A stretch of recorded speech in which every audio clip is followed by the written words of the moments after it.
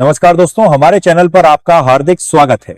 आज हम एक ऐसे मुद्दे पर चर्चा करने जा रहे हैं जो अमेरिका में इन दिनों जोरों पर है और पूरी दुनिया का ध्यान खींच रहा है। जी हां, हम बात कर रहे हैं नो किंग्स प्रोटेस्ट की, जो राष्ट्रपति डोनाल्ड ट्रंप के खिलाफ एक विशाल जन आंदोलन बन चुका है। यह प्रोटेस्ट इतना भव्य है कि इसे अमेरिकी इतिहास का दूसरा सबसे बड़ा प्रदर्शन कहा जा रहा है, ठीक वैसे ही जैसे लगभग 250 साल पहले किंग जॉर्ज तृतीय के खिलाफ हुआ था। और सबसे रोचक तथ्य यह है कि यह सब एक एआई जनरेटेड वीडियो से ट्रिगर हुआ, जिसमें ट्रंप खुद को राजा की तरह पेश करते नजर आ रहे हैं। लेकिन दोस्तों, यह महज एक सड़क प्रदर्शन नहीं, बल्कि अमेरिकी लोकतंत्र को बचाने का एक सशक्त संकल्प है। इस वीडियो में हम इस पूरे घटनाक्रम को गहराई से समझेंगे, इतिहास की जड़ों से लेकर वर्तमान की चुनौतियों तक, और जानेंगे कि आखिर अमेरिकी जनता सड़कों पर क्यों उतर पड़ी है। अगर यह सामग्री आपको पसंद आए तो लाइक, शेयर और सब्सक्राइब करना ना भूलें। चलिए बिना देर किए शुरू करते हैं। सबसे पहले बात करते हैं उस प्रतीकात्मक इमेज की जो इस प्रोटेस्ट का चेहरा बन गई है।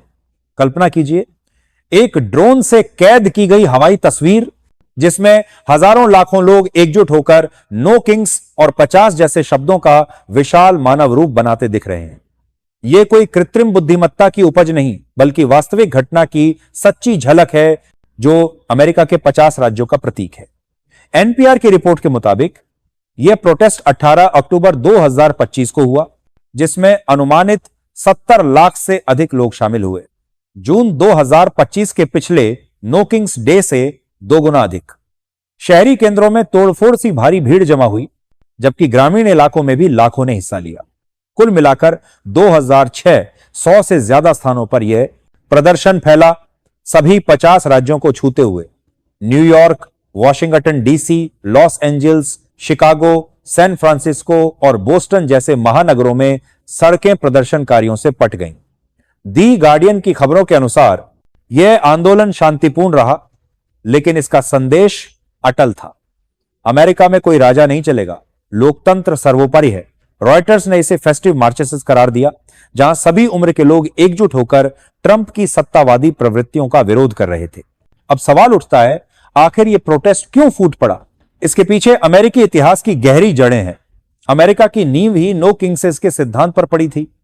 1776 में जब उपनिवेशों ने ब्रिटेन से स्वतंत्रता की घोषणा की, तो मुख्य उद्देश्य था राजशाही का अंत। किंग जॉर्ज तृतीय के अत्याचारों के खिलाफ फाउंडिंग फादर्स ने एक ऐसा संविधान रचा जहां राष्ट्रपति जनता का सेवक हो, न कि सर्वोच्च शासक। लेकिन 2025 में ट्रंप के दूसरे कार्यकाल के महज 10 महीनों में ही लोग क्यों चीख रहे हैं कि वे खुद को राजा समझने लगे हैं? इसका तात्कालिक ट्रिगर वो विवादास्पद एआई जनरेटेड वीडियो है जिसे ट्रंप ने 15 अक्टूबर को अपने ट्रुथ सोशल अकाउंट पर शेयर किया। एनबीसी न्यूज की जांच से पता चला कि इसमें ट्रंप एक फाइटर जेट उड़ा रहे हैं, सिर पर राजकीय मुकुट धारण किए, और जेट से मिसाइलों की जगह अपमानजनक फेसेस मल गिरा रहे हैं जो सीधे प्रदर्शनकारियों पर निशाना साध रही हैं। यह टॉप गन स्टाइल का वीडियो है।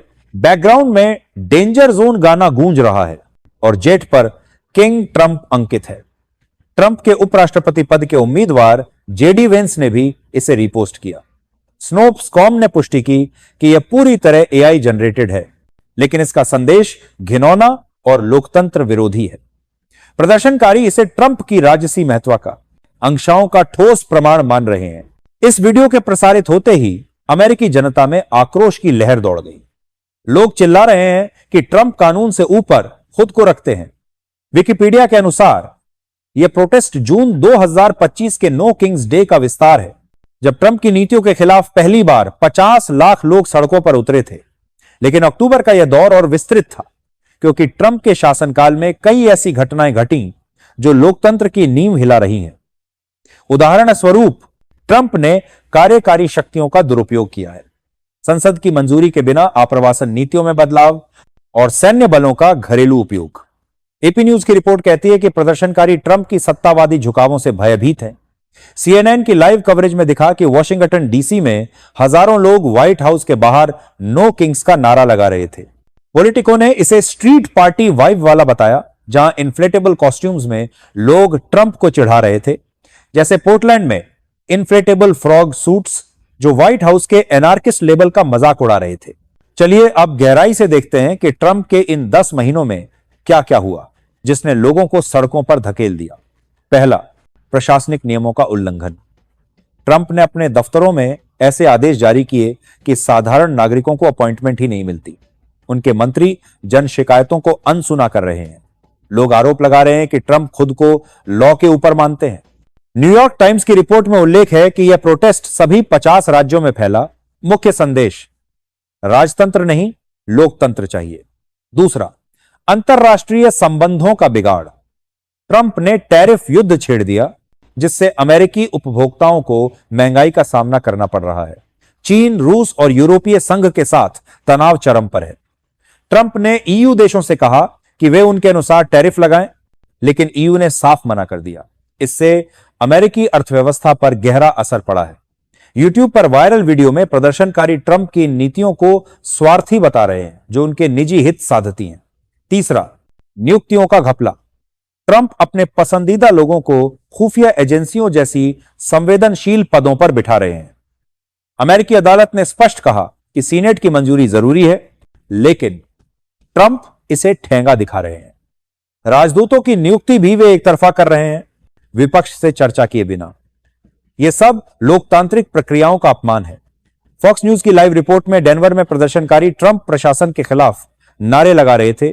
प्रोटेस्ट की स्केल की बात करें तो नो किंग्स ऑर्ग के अनुसार यह एक अहिंसक आंदोलन है जिसमें कोई राजनीतिक एजेंडा नहीं, सिर्फ साधारण अमेरिकी नागरिक शामिल हैं।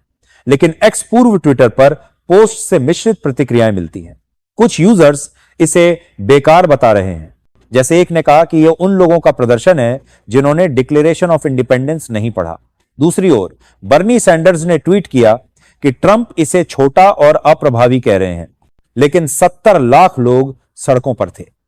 एलन मस्क का ट्रोलिंग भी देखने लायक था, जहां उन्होंने मजाक में कहा कि ट्रंप को क्राउन पहनना चाहिए, लेकिन अधिकांश पोस्ट प्रोटेस्ट का समर्थन कर रही हैं।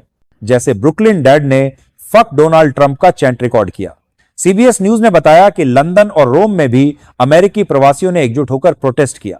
रोलिंग स्टोन मैगजीन ने ऑर्गेनाइजर्स के हवाले से कहा कि वे ट्रंप के भारी के बेटे कोर्ट जेस्टर से नहीं डरते। विकिपीडिया पर अक्टूबर 2025 नो किंग्स प्रोटेस्ट का पेज बन चुका है, जहां विस्तृत जानकारी है कि यह ट्रंप की नीतियों जैसे इंसरेक्शन एक्ट का दुरुपयोग, सैन्य का घरेलू इस्तेमाल, पर्यावरणीय नियमों को कमजोर करना के खिलाफ है। ट्रंप का रिएक्शन क्या रहा? उन्होंने इसे सोरोस द्वारा फंडेड करार दिया और कहा कि यह बहुत छोटा था, लेकिन हकीकत यह है कि यह एक घास जड़ स्तर का आंदोलन था। याहू न्यूज ने ट्रंप के एआई वीडियो को बिजार बताया, जबकि न्यूयॉर्क पोस्ट ने वाइल्ड कहा।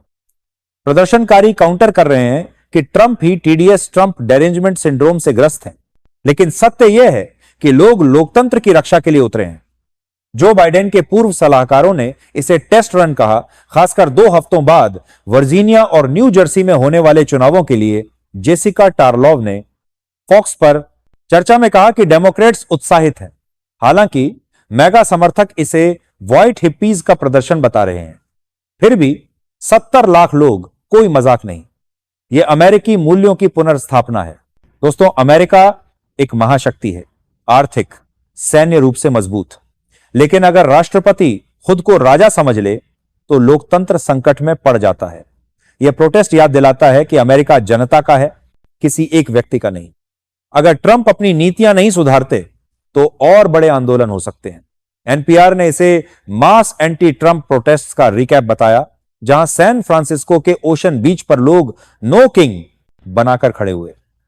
द गार्डियन ने लाखों मार्चर्स की तस्वीरें शेयर की, जहां सभी 50 राज्यों से लोग एकजुट थे। रॉयटर्स ने उल्लेख किया कि ट्रंप ने कहा, मैं कोई राजा नहीं हूं, लेकिन प्रदर्शनकारी उनकी कार्रवाइयों को चुनौती दे रहे हैं।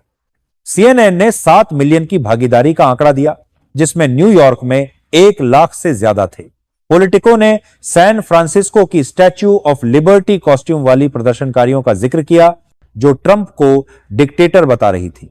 द गार्डियन की लाइव अपडेट्स में क्रिस मर्फी ने ट्रंप को अमेरिका का सबसे भ्रष्ट राष्ट्रपति कहा, जबकि ब्रैंडन जॉनसन ने शिकागो से वादा किया कि वे झुकेंगे नहीं। बर्नी सैंडर्स ने एलन मस्क जेफ बेजोस जैसे अरबपतियों को निशाना बनाया जो ट्रंप के उद्घाटन पर बैठे थे। फॉक्स न्यूज ने डेनवर की रैलियों को कवर किया, जहां चांस द रैपर ने आर्थिक और राजनीतिक उत्पीड़न के खिलाफ एकजुट होने का आह्वान किया। न्यूयॉर्क टाइम्स ने टाइम्स स्क्वायर की कार्निवल जैसी हवा का वर्णन किया, जहां I pledge allegiance to no king के साइन बोर्ड लहरा रहे थे। सीबीएस न्यूज ने यूरोप में एकजुट अमेरिकियों की तस्वीरें दिखाई, जहां वे ट्रंप की नीतियों के खिलाफ खड़े थे। यह आंदोलन सिर्फ ट्रंप के खिलाफ नहीं, बल्कि अमेरिकी आदर्शों, स्वतंत्रता, समानता, न्याय की रक्षा के लिए है।